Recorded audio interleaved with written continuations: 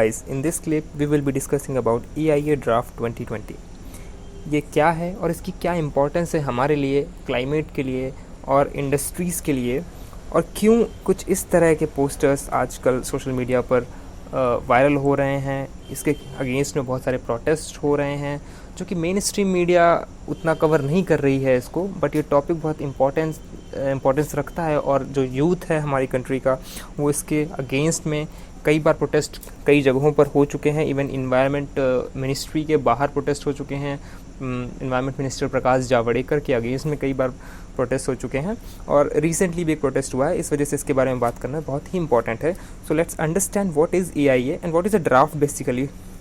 So government जब भी कोई पॉलिसी क्रिएट करती है या फिर कोई लॉ बनाती है या फिर कोई एक्ट लाती है, तो parliament is an option and president is another option to enact that. But जब भी कोई लॉ बनता है तो उससे पहले उसका एक ड्राफ्ट क्रिएट किया जाता है, जो कि उसमें बेसिक मेन पॉइंट्स लिखे होते हैं। फिर उसको बाद में फ्रेम आउट करके पार्लियामेंट एक्सेट्रा में लाया जाता है। तो ड्राफ्ट तो ये होता है। तो जिसकी हम ये बात कर रहे हैं, ये अभी एक ड्राफ्ट फॉर्म में है, जो कि पब्लिक ओपिनियन के लिए अभी पब्लिक के सामने रखा गया है। क्योंकि ये भी एक प्रोसीजर है कि हम हर एक लॉ को पहले पब्लिक कंसल्टेशंस और पब्लिक के सजेशंस लेने के लिए पब्लिक के सामने रखा जाता है। What is EIA? EIA is environmental impact assessment, जो कि नेशनल इन्वायरमेंट पॉलिसी 1970s की वजह से किया जाता है। इसमें होता क्या है कि जब भी कोई इंडस्ट्री प्रोजेक्ट, कोई भी प्लांट कहीं पे लगना होता है, तो वहाँ की इकोलॉजी, वहाँ का इन्वायरमेंट, वहाँ का क्लाइमेट उस प्लांट, उस फैक्ट्री से कितना इम्पैक्ट पड़ेगा उस पर, उसका एक असेसमेंट किया जाता है। साइंटिस्ट, इकोलॉजिस्ट, इन्वायरमेंटलिस्ट और एजुकेशनिस्ट, इन सब के साथ एक कमेटी बनाई जाती है जो कि उसके इम्पैक्ट को स्टडी करती है और उसके अकॉर्डिंग अपनी रिपोर्ट देती है। और फिर उस इम्पैक्ट को कंपनसेट करने के लिए कहीं और पे उतने ही ट्रीज़, उतना ही कंपनसेशन कहीं और पे, या फिर मॉनिटरी कंपनसेशन उस कंपनी के या उस फैक्ट्री के जो भी इंचार्ज हैं उनको देना पड़ता है। तो ये फैक्ट्री को अप्रूवल मिलने से पहले की एक बहुत ही इंपॉर्टेंट प्रोसीजर है, जो कि हर एक कंपनी में होती आ रही थी, अभी भी होती है। इसके साथ ही इस तरह की रिसर्च के अलावा यहाँ पे जो पब्लिक रह रही होती है या फिर जो फार्मर्स की जिनकी फील्ड्स होती है यहाँ पे, उनसे भी कंसल्टेशन लिया जाता है, उनकी राय जानी जाती है कि उनको क्या लगता है कि रीजनल इफेक्ट्स क्या क्या हो सकते हैं। उसके बाद डिसीजन दिया जाता है कि किसी कंपनी को अप्रूवल मिलेगा या नहीं मिलेगा। ऑलराइट, सो इसमें अगर मैं देखूँ तो climate, air, water, soils, geology, multi disciplinary study होती है। लाइफ साइंस की, वहाँ की एक्वेटिक लाइफ की, वहाँ की एनिमल लाइफ की, वहाँ के रीजनल जो रिसोर्सेज हैं, नेचुरल हेरिटेज है, सभी की स्टडी होती है।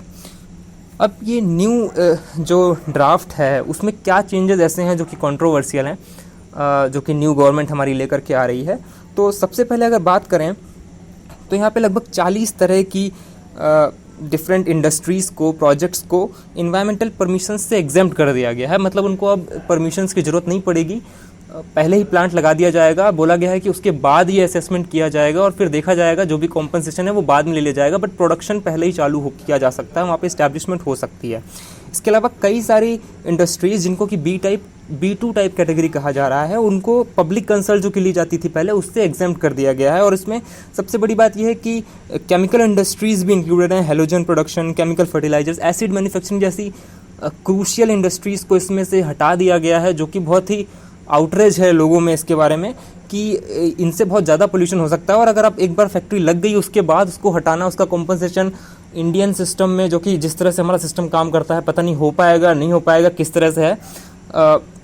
इसके अलावा पब्लिक हियरिंग, जो कि पब्लिक के सामने ये ड्राफ्ट रखा गया था, उसमें भी उसको कंसिडर करने की डेज़ और चीज़ें बहुत ही कम कर दी गई हैं। इसके अलावा रीजनल लैंग्वेजेस में ये पब्लिश नहीं किया गया है और मीडिया में इसका कवरेज नहीं हो रहा है, वाइड स्प्रेड इसके बारे में बातचीत नहीं हो रही है। ये भी एक रीज़न है जिसकी वजह से लोग प्रोटेस्ट कर रहे हैं कि बहुत ही जल्दी पीछे बैकडोर से ये काम हो रहा है। इस तरह का भी लोग आरोप लगा रहे हैं। इन्वायरमेंट सस्टेनेबिलिटी के साथ हम लोग कहीं ना कहीं समझौता कर रहे हैं, इस तरह के भी आरोप हैं।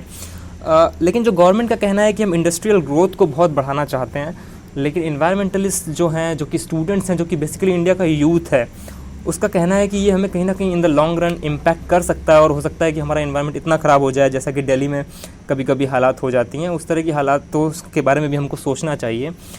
इसके साथ ही फ्राइडेज़ फॉर फ्यूचर, जो कि एक इंटरनेशनल ऑर्गेनाइजेशन है, उसने भी इस कैंपेन को नोटिस किया है, इसके बारे में एड्रेस किया है। इस वजह से इंटरनेशनल प्लेटफॉर्म्स पे भी डिस्कस किया जा रहा है।